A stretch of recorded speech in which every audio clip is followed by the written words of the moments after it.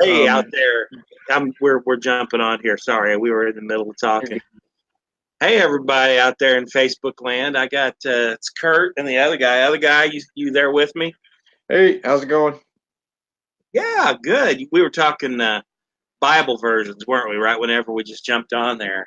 Yeah, just jumped on the discussion. Yeah, yeah. I'm sorry. I needed to get on the broadcast because it was 7:32, and I'd said 7:30, but I hate to confess this, but I took a nap today and I slept a little longer than I thought. I got off early, did some chores, had a nice meal, and I got time to take a nap. And then, bam, it was time to start. So anyway, so let's tell everybody what we're doing tonight, and then we'll talk a few headlines. And I'm really looking forward to our main topic tonight, which is Matthew chapter 6. We're going to start in that chapter tonight. And I Sounds am good. super looking forward to this. Um, I had when I first started this broadcast, I had really wanted to do Matthew because I had a fresh look at it, and Matthew 6, especially what we commonly call the Lord's Prayer, which we will barely probably get there tonight. There is a lot in that, and I'm looking forward to it. But I did want to remind everybody real quick who we are, what we're doing, why we're doing this. Haven't been on for a couple of weeks. I have. Hey, Mary, how are you? Good to see you. Got somebody on tonight. Somebody I haven't seen for a long time.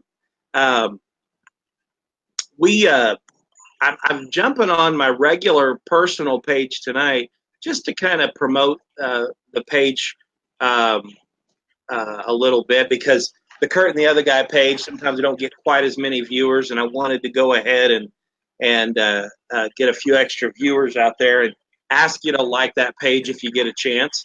But the purpose of Curt and the other guy is number one, we want to encourage civil dialogue, um, and well, I'm telling you, we sure need some of that civil, polite, kind, uh, treat people the way your mama taught you to kind of speech, you know. So It's helpful. encourage civil dialogue. Go ahead. Were you going to say something, other guy? No, I was just gonna say it's really helpful. Yeah, yeah, for sure.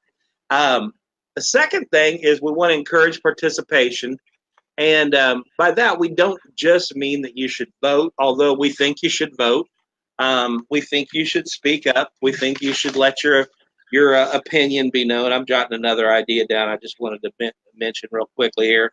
Um, but we think that you should get involved in the people's lives around you. You know, your family, your friends, your neighbors, your coworkers. You know, if you're in a church or community organization, those kinds of things, you need to get involved in other people's lives and participate. Um, I'll give a quick example. Okay, you know, there's a huge hurricane getting ready to hit the United States, right? Florence, I think, is that the name of the hurricane? Other guy? Yeah, I think so. Yeah, yeah. And I've seen some jokes about this is not a joking matter for sure. Um, but you know, there's a role I'm sure to play. The government has a role to play, but I think that people should be looking out for themselves, their friends, their neighbors, their family. They should be working together and making sure that, you know, hey, that neighbor that maybe is a shut in is taken care of, you know, You or mean like making sure that independent of the government? yes, yes. Yeah, And if there's I some agree. assistance from the government or FEMA, or which is part of the government, fine and dandy. But we've had so many of these tragedies where people are waiting maybe for the government to take care of them, and that's not the best idea anyway. Mary, we are doing great. I just wanted to let you know, and Rosie, as you said, is doing well. And Rocky Smith's on. Rocky, how are you, man? So number one, encourage civil dialogue. Number two, encourage participation. And number three, always have fun when you do number one and number two. And especially when you do number two, if you're not having fun doing number two, try Squatty Potty. Oh, man. Um, which reminds me of a quick story. My wife teaches 4-year-olds, and they say interesting things sometimes. And today, one of her 4-year-old boys came out of the bathroom, and he was a little disheveled, shirt kind of here or there, pants kind of off to the side, and just not everything put together the way it should have been, when he walked out. And he yells across the room, Miss Rose, Miss Rose, there was pink in my poop. And so she, of course, took the necessary actions, notified the parents and everything, because there could be something that needs to be checked out there. But, shout across the room, hey, there's pink in my poop. You got pink in your poop, try somebody. That's all I know. So hey, we're going to talk Matthew 6, right? Yeah, it's a nice segue there. I can jump from one thing to the other so fast, I was going to mention, you see, hey, Carol, how are you? You see my hat up there. It's a Louisville Cardinal hat, right? But I grew up in the state of Illinois, and I just wanted to give a shout-out to the Fighting Illini. Their football team is undefeated right now. They are 2-0. Of course, they haven't played a major college team yet, but they haven't lost a game yet either. So we're hoping for a bowl this year, and not the toilet bowl. We're hoping to get out of the toilet bowl. So, the squatty potty bowl. Anyway, joking around a bit. But I did want to mention again, seriously, we're going to jump into Matthew 6 here in just a few minutes. Just real quick, there's a lot of headlines I wanted to mention. And anything you want to talk about in there, other guy, feel free to comment. And if anybody has a question or they want to mention something, go right ahead. That would be awesome. First of all, I guess, man, I don't even know where to start. So I'll start where I have my first thing I wrote down. What about the scandal that is rocking the Roman Catholic Church right now? Yeah, it's pretty intense. I've seen a lot of stuff about that in the news here lately with child molestation, I think is what the issue is, and then kind of covering up. It's horrid. Yeah.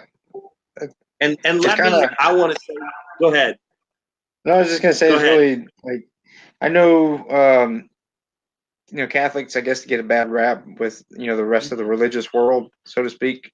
That everyone that's not Catholic that claims to be Christian, they're like Catholics are like the bane of Christianity to some extent, I think, at least in where I'm from. But it doesn't really do anything to help the name of Christ in any way, everybody's guilty. I'm sure everybody is guilty of something, but that's it kind of makes you it makes you see the need to keep yourself in check with taking heed to yourself. Yes. And to make sure that you're not falling, and it's really easy to throw stones at people. But you kind of have to remember that if, whether or not they're Catholic or what, if they really profess the name of Christ, they really put their trust in the Lord, then they're a representative of Christ in some way. And it's still a reflection upon you to some extent, as a believer, I think. And it's a serious issue, a serious sin that needs to be dealt with seriously, and not, swept underneath the rug or not addressed like it should be, and that goes with anything. I agree. And one thing we want to be super clear on, we're not indicting all Roman Catholics or all priests or anything like that. In fact, I have many friends who are Roman Catholic. I have some friends who are Roman Catholic priests, and I know one very well, and I believe he's a born-again Christian. I've talked to him about different things, and he's totally, horrified would be the word by this scandal. Okay. Yeah. I also don't think it's so simple as to say, the celibacy is the problem. I don't think that's the issue personally. I have a lot of reasons for thinking that, but one of them is just the fact that why is there such an attraction, same-sex, and especially children? If it were just a strict celibacy issue for the average male, then it would be parishioners and, maybe prostitutes or something along that line. And so there's an issue there that needs to be dealt with. Yeah. And I think you mentioned something earlier. We do have to watch ourselves, but I think the key in any successful endeavor is accountability. You need to have people around you that you're accountable to, who will tell you the truth and will tell you when you're stepping out of line. And, sometimes, let's be honest, we just need to be called out, and we need to be told that certain things are wrong. Yeah. And we can't ignore them or sweep them under the rug. And I think I remember someone saying, now I don't know that I would apply this to this case, so let me give that caveat. But typically, it's not the initial sin that causes the problem; it's the cover-up. This particular sin is quite heinous in my mind. Yeah. Because you have so many violations, but not the least of which you're hurting a child who really has no recourse, Yeah. But the cover-up, there have been multiple opportunities for that organization to kind of take action. And it looks like more investigations are coming, not just in the United States, but around the world. So we're not glorifying it. We're not happy that it happened. In fact, we're extremely sad. But it is something that's going on in the news, and we talk about those things. So that's part of what we do on our broadcast. Any other thoughts there tonight, other guy? Yeah, I just want to say that, a lot of times when you hear some kind of really deviant sin committed in a church setting, whatever flavor of Christianity it may be, I think it's pretty commonplace to hear people talk about grace and forgiveness to the person that has committed that sin, to the guilty party. But there definitely has to be some justice that has to be done in those situations, without a doubt. Because to avoid or to not follow through with what's right is just as wrong. To not forgive someone, you know what I'm saying?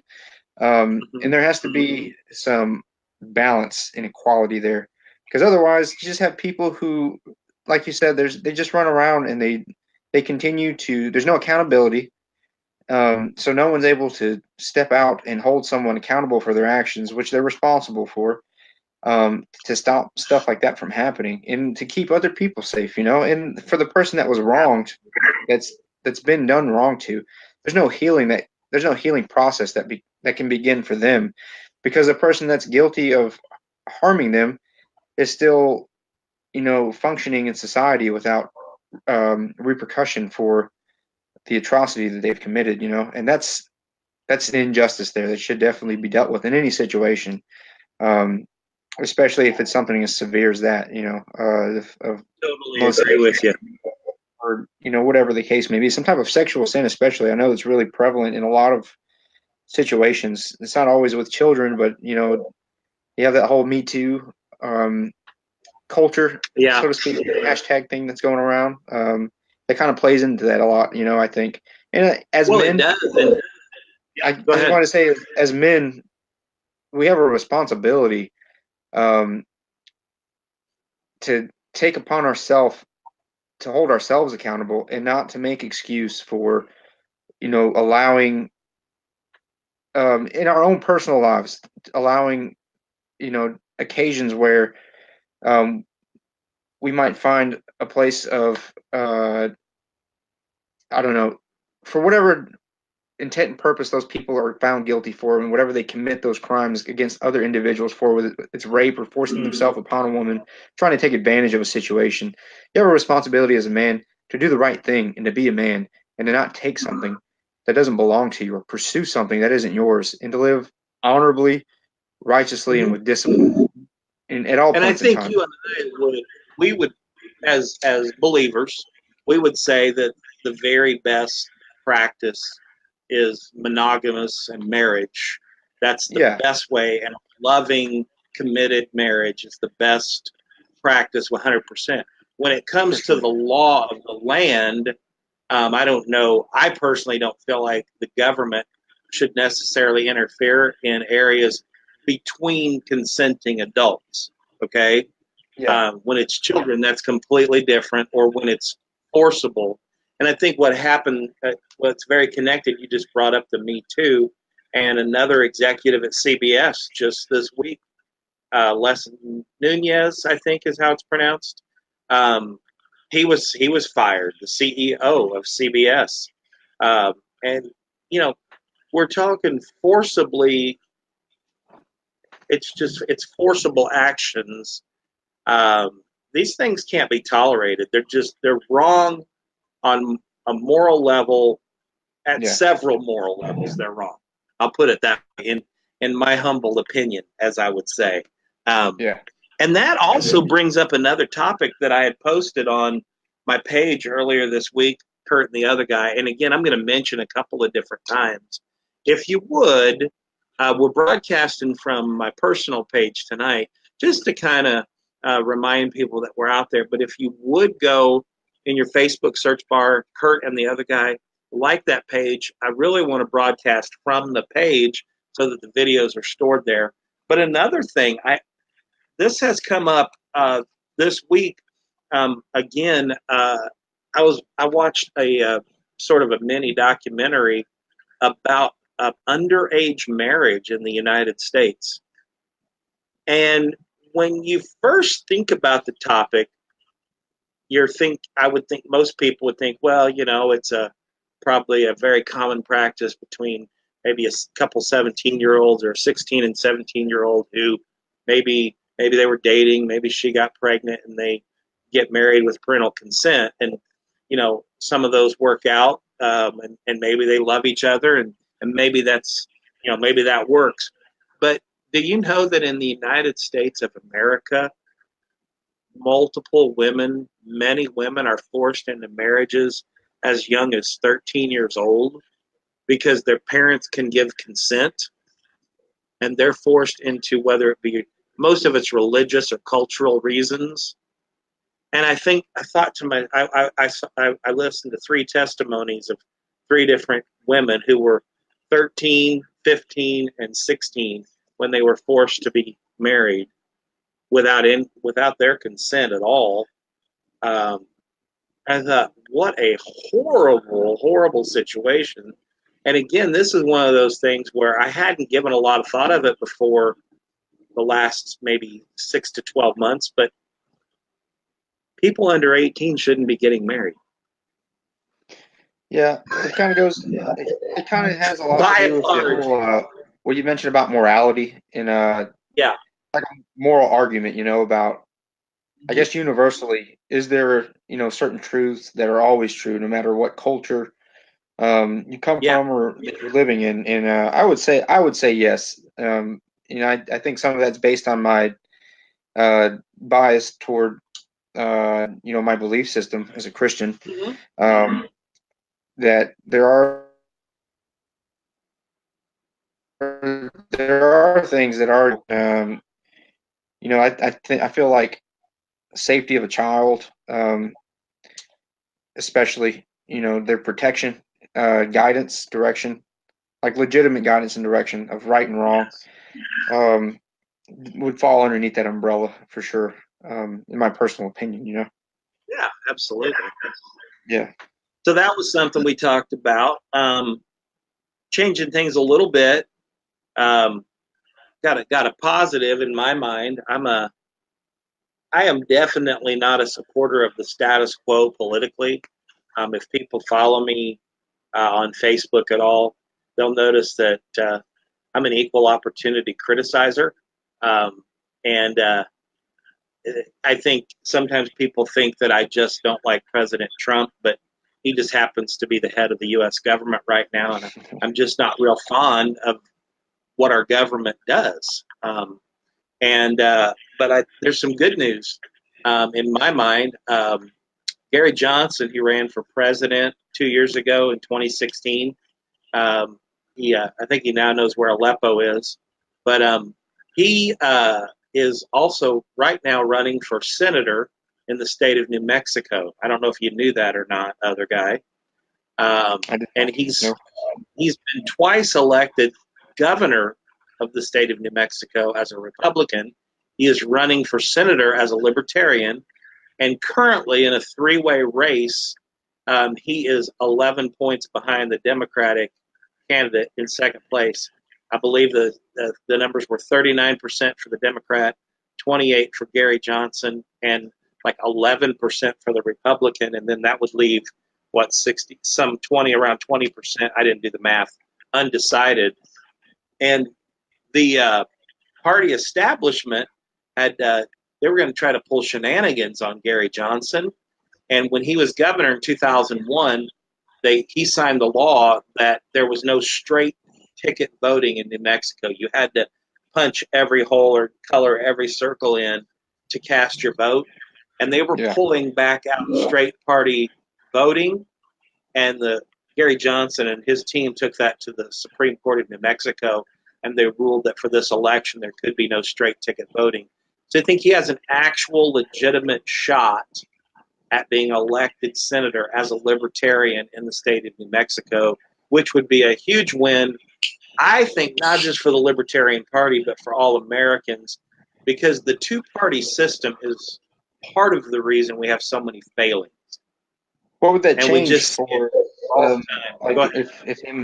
what would that change for him, becoming a representative as a Libertarian and not as a Republican or a Democrat? Think about it right now in the Brett Kavanaugh hearings for Supreme Court, okay?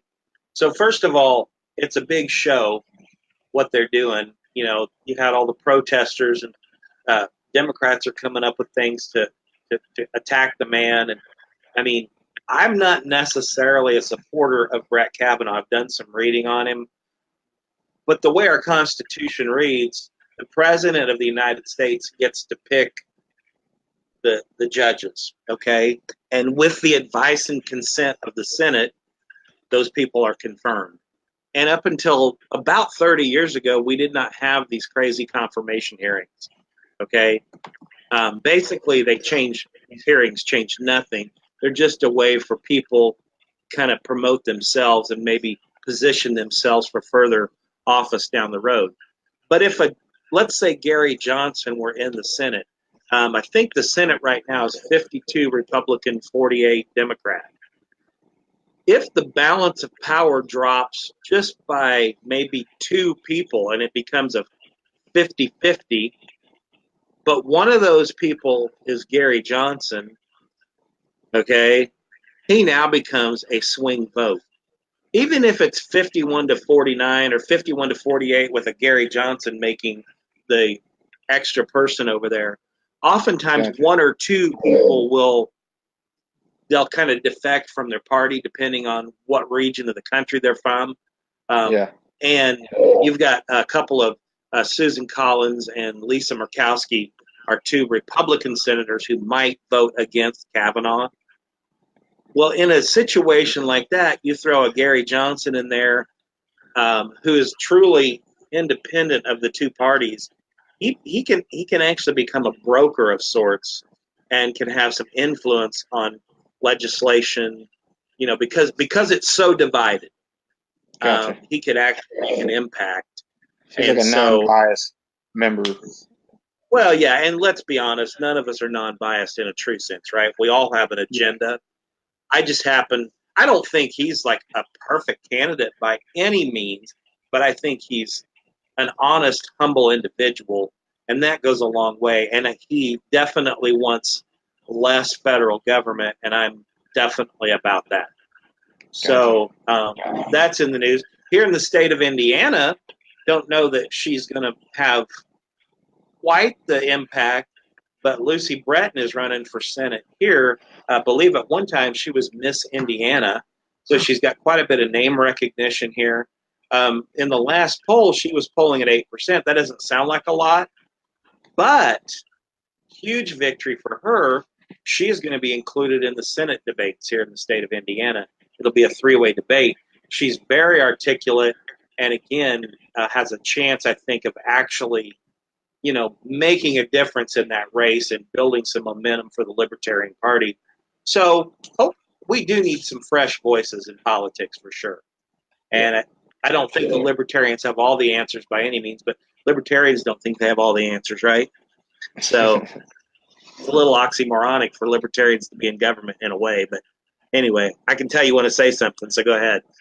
No, I was just listening, and Yeah. I feel like I'm learning something there. I'm trying to learn more about politics and the political system, and how like I can have a voice in that, and how to influence that for in my in my generation, and to have Yeah.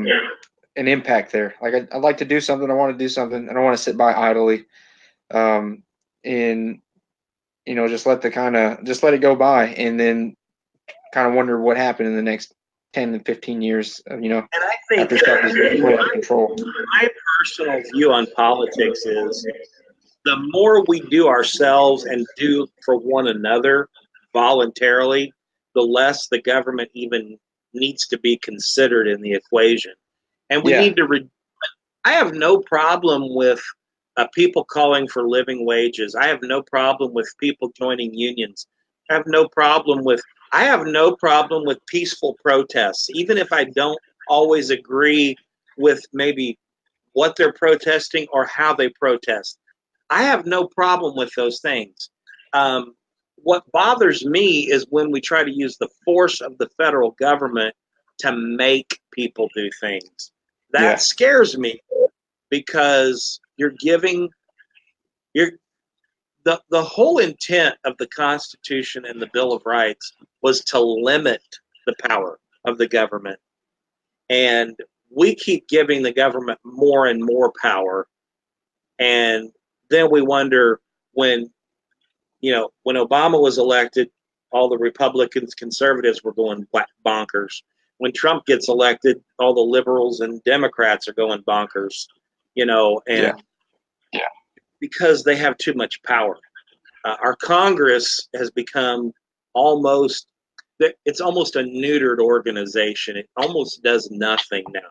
They pass the ball to the president, they pass the ball to the Supreme Court, and we need some fixes there in order to really make things work. So, anyway, that's enough news, I guess, for now. You ready to jump into Matthew 6? I say, are you ready for Matthew 6, other guy? yeah. You broke out a little bit there. Sorry. Did I break up? I'm sorry. Let's Okay, I jump got you into back. Matthew 6. I am really looking forward to this. And as I am wont to do, I want to do a quick review of the first 5 chapters, just what we've kind of hit the highlights of real quick. And Matthew chapter 1, we basically have the birth of Jesus Christ. It's announced, and we're told that he'll be called Jesus because he shall save his people from their sins. In Matthew chapter 2, we have God protecting Jesus from Herod. And of course, we have the slaughter of what we call the slaughter of the innocents in Bethlehem. In Matthew chapter 3,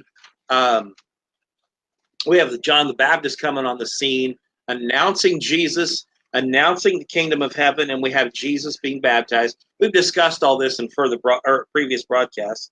In Matthew 4, we have Jesus tempted by the devil. He overcomes those temptations, and then he reannounces the kingdom. And then starting in Matthew chapter 5, Jesus, I'm going to read this verse because it gives us a lot of context. Rocky Smith says, "Are you going to ask for an offering?" No, not tonight. I don't know. I don't have a PayPal account for Curt and the other guys, so no, I'm not going to do that. But give to someone locally, help somebody locally, right? But in Matthew 4, verse 17, from that time Jesus began to preach and to say, "Repent," which means to change your mind, believe something different, for the kingdom of heaven is at hand. And then in Matthew 5, he starts what we commonly call the Sermon on the Mount. And he begins to lay out all these details for the kingdom and how we should behave. And so here in Matthew 6, let's jump in. You ready for that, other guy? Yeah. Why don't you read the first 4 verses of Matthew 6? Would you mind to do that? Yeah, great. I'll do. All right, go ahead. All right. Take heed that you do not your alms before men, to be seen of them, otherwise ye have no reward of your Father which is in heaven. Therefore, when thou doest thine alms, do not sound a trumpet before thee, as the hypocrites do in the synagogues and in the streets, that they may have glory of men. Verily I say unto you, they have the reward. But when thou doest alms, let not thy hand know what thy right hand doeth. Let thine alms thine alms may be in secret, and thy Father which seeth in secret himself shall reward thee openly. So, one thing before we jump into these alms and what they are and what Jesus is talking about, one thing I noticed in Matthew chapter 5, and I notice as I'm reading and listening to Jesus teach, Jesus is, I want to say, almost more concerned with why we do something as opposed to what we do. And I'm not saying he doesn't care about what we do, but he's extremely concerned with the why. Yeah. And he focuses so much on what the Bible commonly calls the heart, which includes your mind, your thought process, your will, your emotions, what you dwell on. So I think it's more than just your brain, but it's that part of us that decides and makes decisions and contemplates and meditates, and it's it's kind of who you are if you could do anything you wanted to do or have anything you wanted to have. And I know, and I bring that up because back in Matthew 5, for instance, I just want to read a verse or two. He says in Matthew 5:20, he says, I say unto you, except your righteousness shall exceed the righteousness of the scribes and Pharisees, ye shall in no case enter into the kingdom of heaven. And when I used to read that verse, I used to think, well, is he saying that the Pharisees are extremely righteous? You know, that we need to be, they're so righteous, but we need to be better than they are. And the more I've studied that and thought about it, I don't think the Pharisees were righteous at all. I think they were evil, wicked, hypocrites. And I think he's saying you need to exceed that by being consistent with what you say you believe and what you do. And stay with me for just a second, and we'll have you jump back in here. He says, you've heard it was said in old time, thou shalt not kill. And whosoever shall kill shall be in danger of the judgment. But I say, Jesus, that is, whosoever is angry with his brother without a cause shall be in danger of the judgment.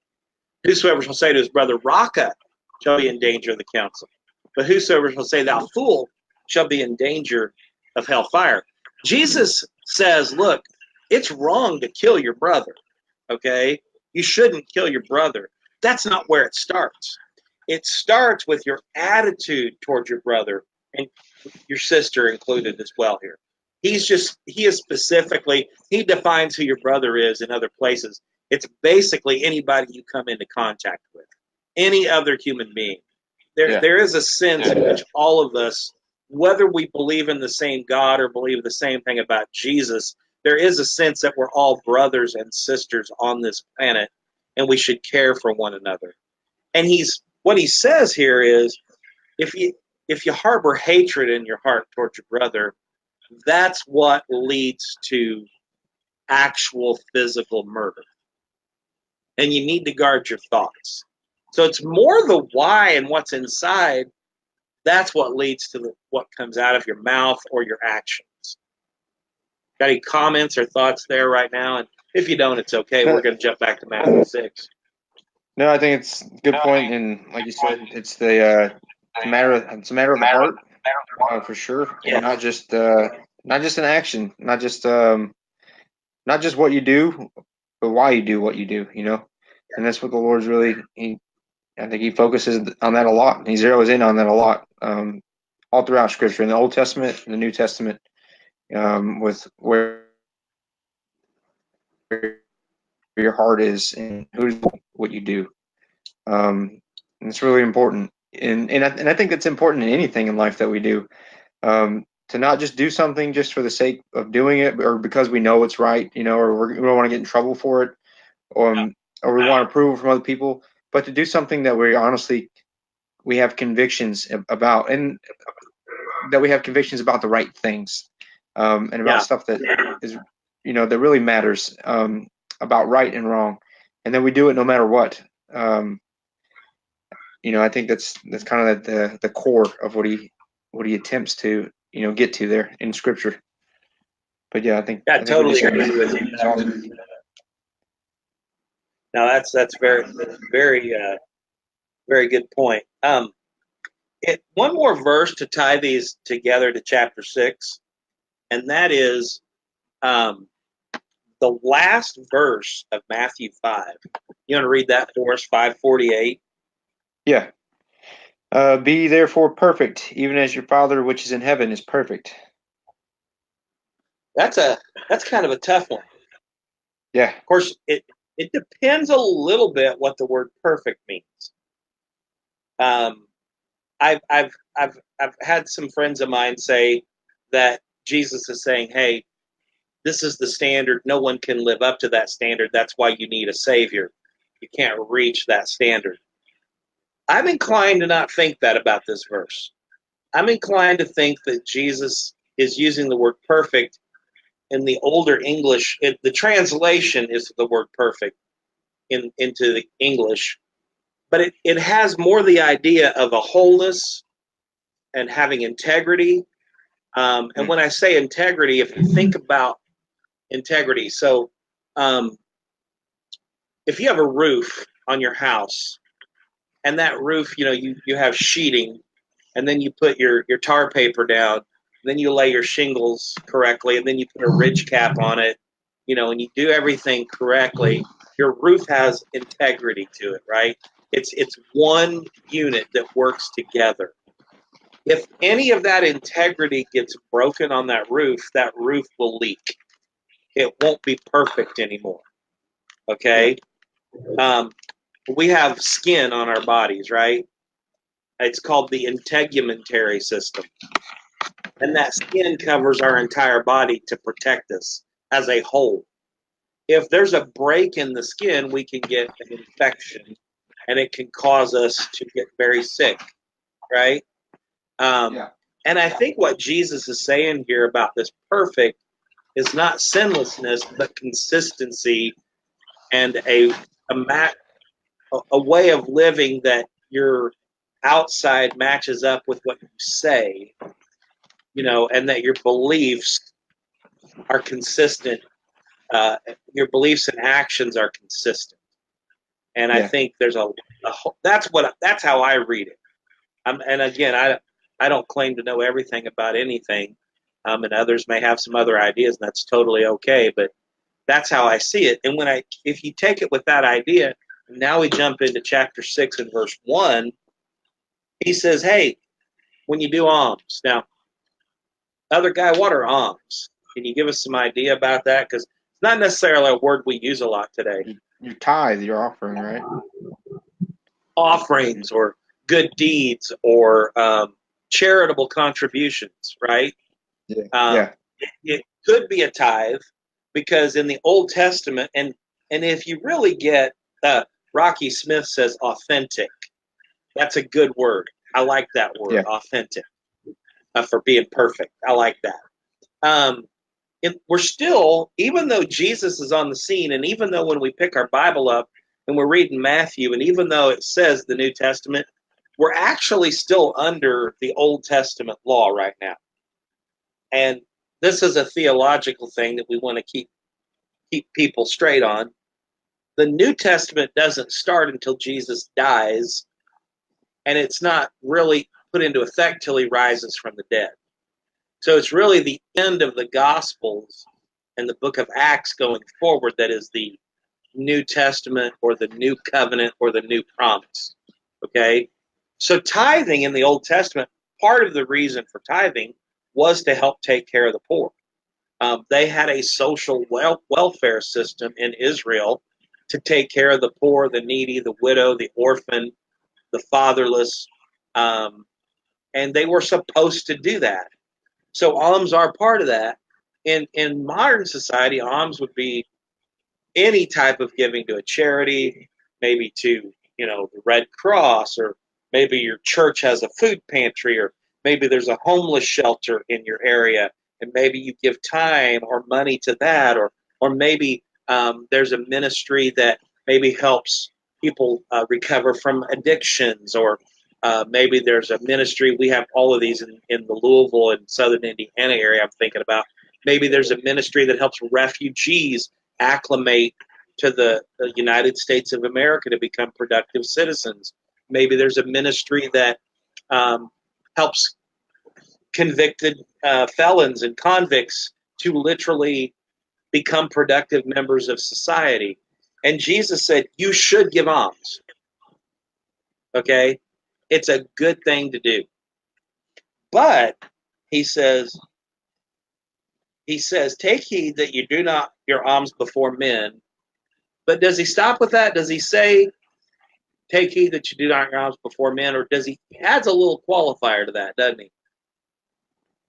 What does he say after that, before men? That next little phrase. Oh, it says that you don't have a reward before And what's before right your before father. that when he says, take heed that you do not your alms before men to It says, be perfect as your Father in heaven is perfect. I'm sorry, I'm putting you on the spot, so I'm going to answer my own question this time. Fair enough. Yeah, that's fine. He said, take heed that you do not your alms before men. Look at the next phrase, to be seen of them. Gotcha. That part used to bother me at first. I would read that and I would say, well, how can I do any alms and nobody sees them? How is it possible to do something good and nobody see it? I mean, it's possible to do some things and nobody see it, right? You could give money and nobody would know you gave money, right? Yeah. But I have a friend who has a soup kitchen. He feeds about 500 people a day over in Louisville. Okay, well, obviously people see him doing that, right? Right. But he doesn't do it to be seen of men. He Right. does it because he has a genuine concern about those people. He wants to make sure they have at least one good meal a day. By the way, he's a Catholic friend of mine, and he's a very good man. Yeah. Okay, but he does that not to be seen. It's not for the purpose of being seen, because it's back to that why, isn't it? Why are you giving your alms? And Right. if it's to be seen, then you hit the nail on the head when you said you're not getting a reward from God. If you do it just to be seen, you've already gotten your reward. You've got it right here on this earth. And I guess it depends on whether you believe there's an afterlife or not, whether that makes a difference. Whether you believe Jesus is, the Savior, whether you believe his words or not, makes a huge difference on this one, doesn't it? Because if all there is this life, you might as well get credit for it, right? I think it has implications in the here and now as well. Yeah. As far as being rewarded, and depending on what your predisposition is whether or not there's a God or or not. It really does affect the way you live reality. Because if you don't believe that God is real, then it doesn't matter if you give anything anyway. Because and then here's the thing that I think is interesting. There are people who aren't believers, right? And they do give alms Right. and they do help people who are in need, but they don't do it to gain men's approval. They do it because they genuinely want to help other people. And I think that there's possibly some implication there that the Lord does. Maybe He still rewards those people. I think he does. Yeah. Well, you made me think of something else. This is why I like having conversation rather than I'm not opposed to preaching or teaching. I think those are good things too. But I like this back and forth a little bit sometimes because so he doesn't specifically say that your reward is in heaven. He just says you won't get your reward from your Father who is in heaven. Right. And isn't sometimes the act in and of itself reward enough? if you do it Yeah. for the right reason? Don't Yeah. you feel good inside when you do something good for someone else? And the main reason that you did it was just because you wanted to help somebody? You know, I remember growing up when I was little, parents would say things like, "Oh, it's so much fun to give at Christmas time. We just love it," and I think to myself, "Man, I like getting stuff. I enjoy getting stuff," as a little kid. But as you mature, it does become more and more of a blessing to be able to give. In fact, in Acts, we have some words recorded of Jesus where he says, "It's more blessed to give than to receive." And it is really a great way to live. Yeah. So, again, back to the point, not to be seen of men, right? Right. I find the rest of the verses kind of just go along with it, but I find it really weird that these Pharisees, when they were getting ready to give alms at times, they would literally have an entourage announcing their giving and blowing trumpets and saying, "Hey, look at me, I'm giving to the temple, I'm giving to the temple." You know, what I mean, what a self-centered, narcissistic, horrible way to live. And Jesus just he he rips these people. You get later in, like, what is it, Matthew 23, and he calls them what is it, vipers and snakes, and full of dead men's bones, and you know. Yeah. So I think it isn't so much that Jesus is saying that nobody can know you gave. The attitude needs to be, it doesn't matter if I get human recognition or not. That's not why I'm doing it. I'm doing it to help others, and I'm doing it to please God. Yeah. You agree with that? Yeah, I do. All right. Let's go to verse 5, and let's go to verses 5 through 7. So we gave our alms, and we'll probably stop here, but we'll probably give a real brief introduction to what we call the Lord's Prayer, because I'm just really itching to get into that. But let's talk a little prayer here. We might spend a little time here. I'll read these verses since you read the others. Fair enough? All right, sounds good. All right, verse 5. And when thou prayest, thou shalt not be as the hypocrites are, for they love to pray standing in the synagogues and in the corners of the streets.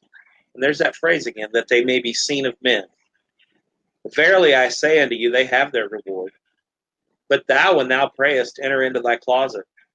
And when thou hast shut thy door, pray to thy Father which is in secret.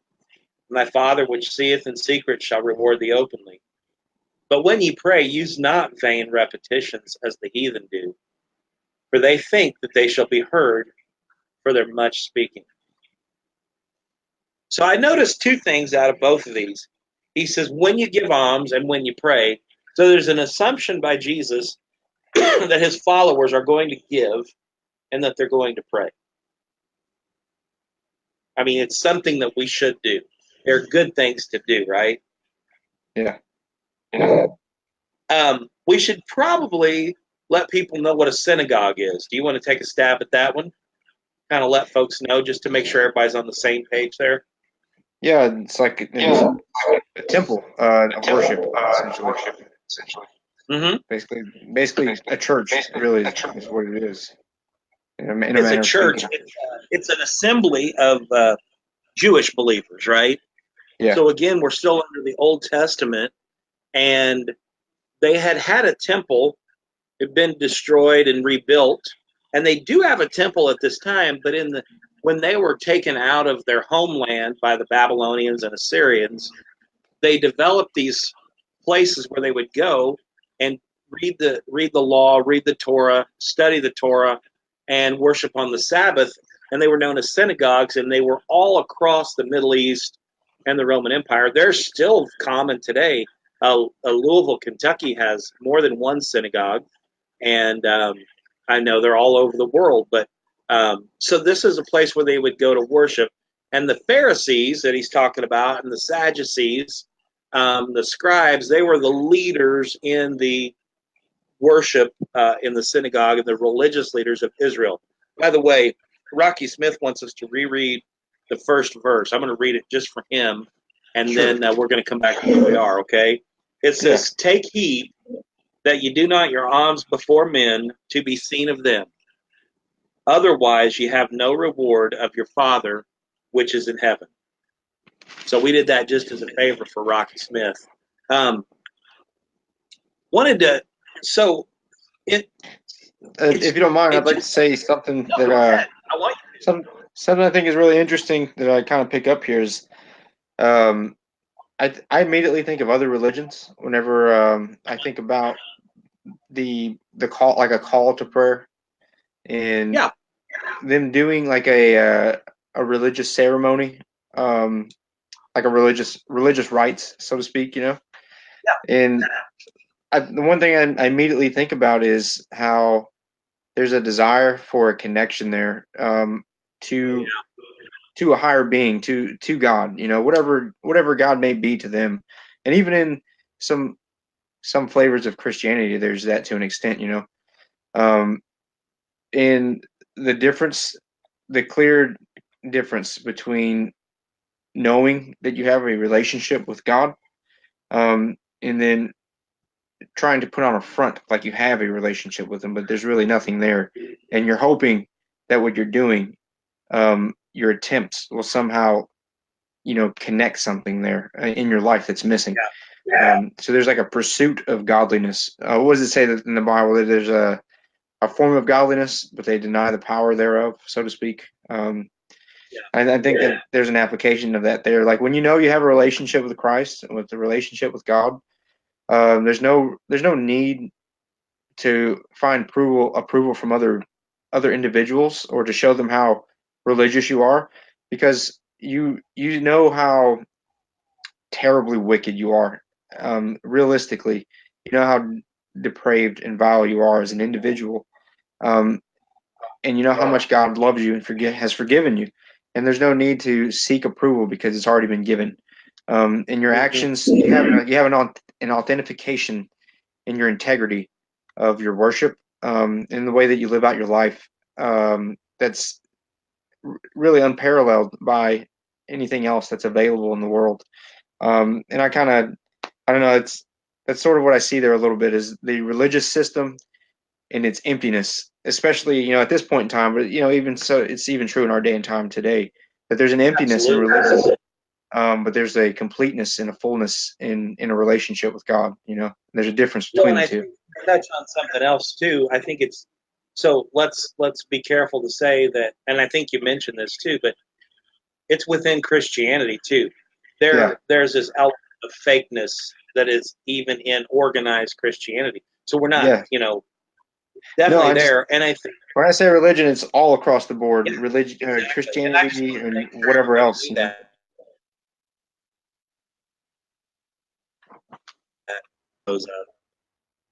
My battery is running low. Can you talk for just a second while I grab my my plug in here? I'll be right back. Okay. Yeah, sure. It's take 1 minute. I'll be right. When you talk about integrity and authenticity of your motives and of the intent in your heart, I think it's really important for you to know, like I said before, who you are, as an individual, and how like your motives can really change. Your heart can really wander, and it's really important to have an understanding of that. And like he says, to be perfect as your Father in heaven is perfect, and always allow him to kind of be that anchor and that guide mark that you go back to reevaluate why you're doing what you're doing. You know, I think that's really important, because if you don't, what happens is you end up becoming part of a religious system, and you just follow the leader and you follow what you're told to do, because you think you're serving God, and you think that you're pleasing the Lord, you're pleasing God, you're doing the right thing. But just because you're doing something doesn't mean that you're accomplishing anything. You're wasting time, and it's definitely a matter of the heart, I think, for sure, to know why you do what you do, and for what you do to have a genuine purpose to it, and not just to be done just to do something. So, well, you know, two thoughts here. Number one, I think it shows one reason why people are easily deceived by religious leaders. So let's be Yeah. very honest. A lot of what we would call cults or false religions, and I think it's, without getting off onto a big theological thing, when they're telling you to do things like give all your money to the church or to give your wife to them, and you're not allowed to have marital relations with her, but this leader is, or I you mean, should we do could even take it everything. like a step underneath an extreme like that and go to where, like, well, have you asked your pastor about it before you made that decision? Have you given your pastor veto power in your life, so to speak? That's I would classify that as a sub base there of some type of I would agree with cultish you on tendency. that, because the last time I checked, people who believe the New Testament and the Bible believe in a thing called the priesthood of the believer, which Yeah. means we can talk directly to Jesus or to God through Jesus. There's one God and one mediator between God and men, the man Christ Jesus. But I think there is this thing, there's this craving in people to belong to something. And we see people, we look at them and we say, boy, they're easily deceived. But the truth is, we're all easily deceived if we don't have that accountability and that those people around us we can talk to. And as you said, I don't use the word relationship as much as I used to with God, but I understand what you're saying, that meditation on the Word of God and that thinking about God and letting Him talk to you through His Word. Um, so there's that element of it.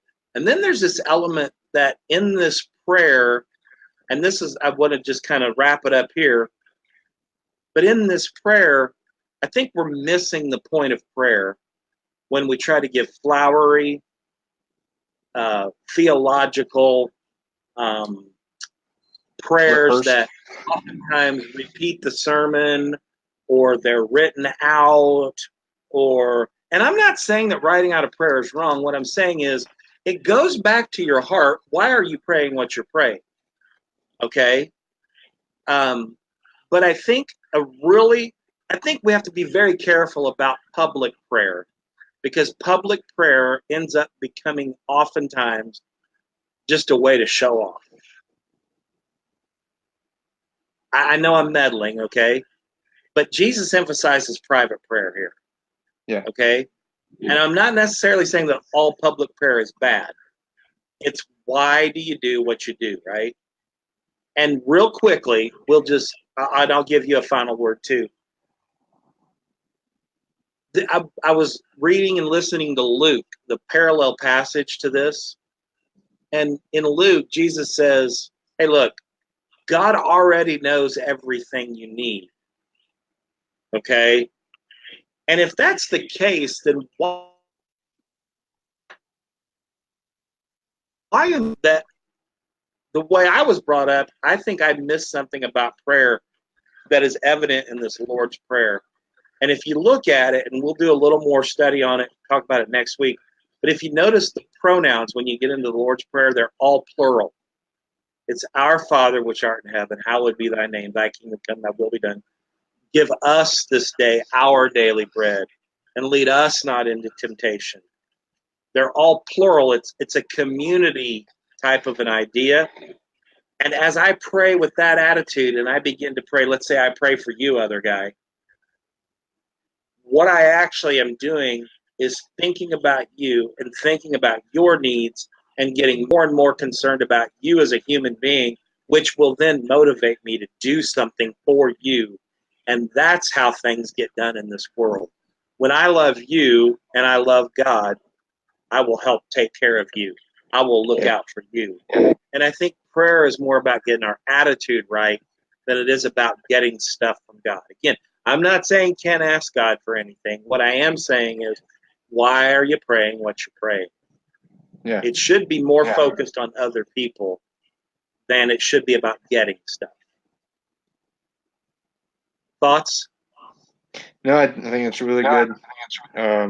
closing remark there, and that it should definitely be about other people and not about yourself. And I think the more that you mature in life, just in general Mm-hmm. speaking, in life, Yeah, and if you are a believer, the more you mature in your walk with God, and you mature, it becomes less about you. Life isn't. It's not about you. You don't. You find less and less joy the more you try to self-center. And life becomes more fleeting, becomes more pointless, more meaningless, less satisfactory. At least in my experience, anyway. And the more you are able to hone in on that truth and invest in others for their genuine good and their genuine benefit, there's a more fulfilling, satisfactory existence there, and you actually find that you do live and you're not just existing. And I think that's absolutely. an awesome thing. One last little thought. Philippians, I think I cut out there. You made me think of a verse talking about Jesus. Philippians chapter 2. He says, let this mind be in you, which was also in Christ Jesus, who being in the form of God thought it not robbery to be equal with God. But the part I like is he became a servant, being found in fashion as a man, he humbled himself and became obedient unto death, even the death of the cross. That Jesus gave himself for others, and that's the example that we need to follow and live by. I think we had a good time tonight. Let me do a couple quick shameless plugs. Rocky says, why do we ask God to be with us during church? Isn't he already there? He is if two or three are gathered together in his name. If they're actually in his name, I would venture to say God was with us tonight, because we're gathered, even though we're not in the same room, we're gathered spiritually, and I think that would be true. Couple shameless plugs. Number one, if you would, do a search in Facebook and just put in CURT, Curt, and the other guy. Go to that page, like it, and follow it. You'll get some different updates, news, and some Bible and theology, and quite a few different things. And I like to do my broadcast from that page as much as possible because they store more easily. Secondly, I have a friend. I just want to give a shout out to a friend of mine. He's got a ministry called Project 1+1, Project 1+1 Ministry, and check him out on Facebook as well. That is a great ministry. He has a true heart to help people, and I think I said that right. I'm going to double check real quick because I want to make sure that Project 1+1 Ministry. It's a great ministry, and he just has the idea of helping one person at a time. And I think it's a great, great thing to do. Well, thank you for being with us tonight, other guy, and all of our viewers out there. Give us some comments. Let us know what's going on. Like our page if you would. Follow us, and I hope you have a great night. Other guy, hang on a second. We'll talk for just a minute. Everybody take care.